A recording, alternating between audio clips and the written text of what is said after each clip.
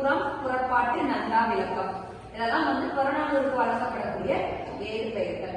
அடுத்து பாருங்க, இது வந்து மூவேந்தர்களின் வீரத்தையும் போர் சிறப்பையும் எடுத்து காட்டக்கூடிய நூல்.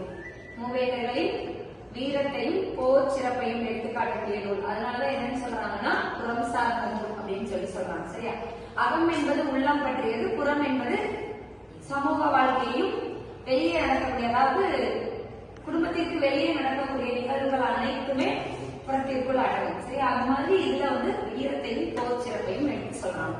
அடுத்து பாருங்க, நமக்கு பார்க்கக்கூடிய ஒரே ஒரு பாடல் இருக்கு. அந்த ஒரே ஒரு பாடல் யார் எழுதுனது அப்படின்னா இடைக்காரனார் எழுதுனது. இந்த இடைக்காரனார், இந்த பாடலுடைய திணை என்னன்னு பாத்தீங்கன்னா வாகை திணை. துறை என்னன்னு பாத்தீங்கன்னா அரச வாகை துறை. இந்த வாகை திணை அப்படிங்கிறது போரில் வெற்றி பெற்ற மன்னனினுடைய சிறப்பை கொண்டாடுவது. அதுக்கு பேர் தான் வாகை பூ சூடுதல் அப்படிம்பாங்க.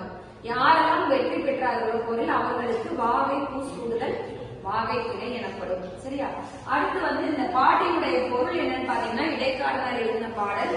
பாட்டோட பொருள் என்னன்னு பாத்தீங்கன்னா கிள்ளிவளவன் அப்படிங்கிற ஒரு மன்னன் இருக்கான். அந்த மன்னன் வந்து எதிலெல்லாம் சிறப்புடையவன்.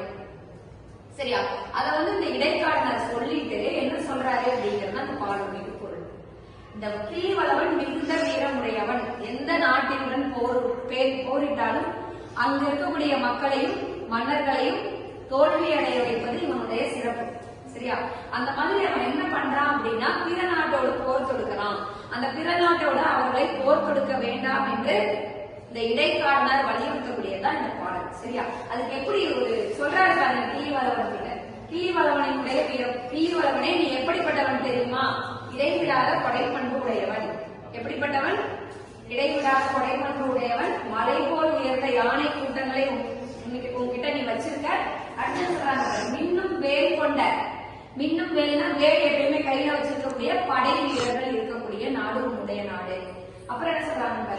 பிற நாட்டு அரசர்கள் அஞ்சும் வீரம் மிக்கவன் நீ அப்படிங்கிறாங்க. சரியா? இதெல்லாம் ரொம்ப முக்கியமான பாயிண்ட்.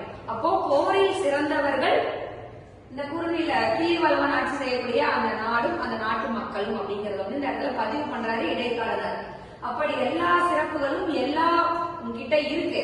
நீ ஏன் இன்னமும் மற்றவர்களிடம் போய் போர் புரிஞ்சு கஷ்டத்தை சம்பாதிக்கிற? அதனால நீ என்ன பண்ணுனா செங்கோல் ஆட்சி செய். செங்கோல் ஆட்சினா என்ன அர்த்தம்? யாரு நேர்மையா இருக்கணும், யாருக்கும் துன்பம் தரக்கூடாது, தன்னை நாடி வந்தவர்களை நடுவு நிலைமையோடு காக்க வேண்டும் அப்படிங்கிற அந்த கொள்கைகளை எல்லாம் பின்பற்று. அதுவே போதுமானது. ஏன்னா உங்ககிட்ட எல்லா வளமும் இருக்கு இல்லையா? இதை வச்சு நீ செங்கோல் ஆட்சி புரிவாயாக அப்படின்னு சொல்லிட்டு எதற்கு ஊமைப்படுத்துகிறார் அப்படின்னா புலி தன் குட்டியை காப்பது போல நீ உன் நாட்டு மக்களை காப்பதில் கவனம் செலுத்து அப்படிங்கிறார். சரியா? அதுக்கடுத்து சொல்லிட்டு இதெல்லாம் வந்து கிள்ளிவளவனுடைய வீரம்.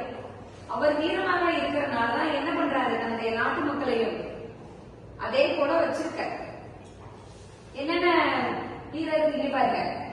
மலை போல இருந்து யானை கூட்டம். யானைகளை போருக்கு அந்த காலத்துல பயன்படுத்துவாங்க, பார்த்துக்கோங்க இல்லையா? அதே போல படை வீரர்களும் வீரமிக்கவர்களாக இருக்காங்க. இத்தனை வீர சிறப்புகள் உன்னிடம் இருக்கிறது. அதே போல உன்னுடைய நாடு எப்படி வளமுடையது அப்படின்னு பார்த்தோம்னா மழை நீரில் அடித்து செல்லும். அதாவது இது வந்து வயலும் வயல் சார்ந்த பகுதி அப்படி வச்சுக்கோங்க. சரியா? மழை நீரில் அடித்து செல்லும் வாழை மீன்கள் வந்து அதிகமாக அந்த நீர்ல இருக்குமா, அந்த அளவுக்கு செழுமையான பகுதி அப்படிங்கிறாங்க. அடுத்து என்ன சொல்றாங்க? உணவு செய்யும் போது அந்த வயல்வெளிகளை வந்து செம்மைப்படுத்துவாங்களே, அதை செம்மைப்படுத்தும் போது அந்த ஆமைகள் வந்து நிறைய கிடைக்குதாமா, அதிகமாக கிடைக்குது அப்படிங்கிறாங்க.